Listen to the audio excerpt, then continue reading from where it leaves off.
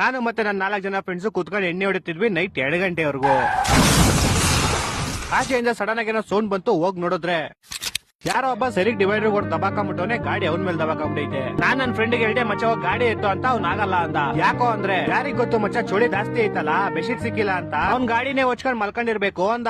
ನಮ್ ಗ್ಯಾಂಗ್ ಅಲ್ಲಿ ಇನ್ನೊಬ್ಬ ಫ್ರೆಂಡ್ ಇದ್ದ ಮಹೇಶ್ ಅಳಿಯಾಸ್ ಮಾಲ್ ಮಹೇಶ್. ಅಣ್ಣ ಮಾಲ್ ಹೊಡ್ಬಿಟ್ಟು ಜಿಲೇಬಿ ತಿನ್ಬಿಟ್ಟಿದ್ದ. ಅವ್ನು ಇಲ್ಲಿಲ್ಲ ಚಂದ್ರ ಮೇಲೆ ಹೋಗ್ಬಿಟ್ಟಿದ್ದ. ಚಂದ್ರನ್ ಮೇಲಿಂದ ವಾಪಸ್ ಬಂದು ಅವ್ನ ಹತ್ರ ಹೋಗ್ಬಿಟ್ಟು ಅವ್ನ್ ಜಾಕೆಟ್ ಹರ್ದಾಕ್ಬಿಟ್ಟ. ಯಾಕೋ ಮಚ್ಚ ಅಂತ ಕೇಳಿದ್ರೆ ಉಸಿರಾಡಕ್ ಜಾಗ ಇರ್ಲಿಲ್ಲ ಪಾಪ, ನಾನ್ ಇವಾಗ ಜಾಗ ಮಾಡ್ದೆ ಅಂದ. ಅವ್ನ್ ಮೊದ್ಲೇ ಗಾಯ ನೋವಿಂದ ಸಾಯ್ತಿದ್ದೆ, ಇವಾಗ ಚುಳಿಯಿಂದ ಬೇರೆ ಸಾಯ್ತವನೆ ಅಂತ ನಾನೇ ಆಂಬುಲೆನ್ಸ್ ಫೋನ್ ಮಾಡ್ದೆ. ಆಂಬುಲೆನ್ಸ್ ಅವ್ನು ಯಾವ ದೇಶ ಮಾಡಿದ್ನೋ ಗೊತ್ತಿಲ್ಲ, ನಿಮ್ದು ಯಾವ ದೇಶ ಅಂತ ಕೇಳ್ತವನೆ. ಅದಕ್ಕೆ ನಾನು ಥೈಲ್ಯಾಂಡ್ ಇಲ್ಲೊಬ್ಬ ಮಸಾಜ್ ಮಾಡ್ಬೇಕಾಯ್ತು, ಬಾ ಮಾಡ್ಬಿಟ್ಟು ಹೋಗು ಅಂದೆ. ಆಂಬುಲೆನ್ಸ್ ಬರಕ್ 10 ನಿಮಿಷ ಆಯ್ತು. ಅಷ್ಟಲ್ಲಿ ನಮ್ ತರ ಇನ್ನೊಂದ್ 10 ಜನ ಬಂದು ಸೇರ್ಕೊಂಡ್ಬಿಟ್ಟು ಇವಾಗ ಅಲ್ಲಿ ಬಿದ್ದೋರನ್ನೇ ಗುರಾಯಿಸ್ತಾ ಇದೀವಿ. ಕೊನೆಗೂ ಆಂಬುಲೆನ್ಸ್ ಬಂತು. ನನ್ 3 ಜನ ಫ್ರೆಂಡ್ಸ್ ಆಂಬುಲೆನ್ಸ್ ಹತ್ರ ಹೋಗ್ಬಿಟ್ಟು ಮುಂದೆ ನಾನ್ ಕುತ್ಕೊಂತೀನಿ ಅಂತ ಕಿತ್ತಾಡ್ತವ್ರೆ. ಅದಕ್ಕೆ ಡ್ರೈವರ್ ಆಮೇಲೆ ಕಿತ್ತಾಡೋರಂತೆ, ಫಸ್ಟ್ ಬಾಡಿ ತೋಡೆ ಆ ಕಡೆ ಬನ್ನಿ ಅಂದ. ಅದಕ್ಕೆ ನನ್ನ ಫ್ರೆಂಡ್ ಬಾಡಿ ಅಲ್ಲ, ಅವ್ರು ಇನ್ನೂ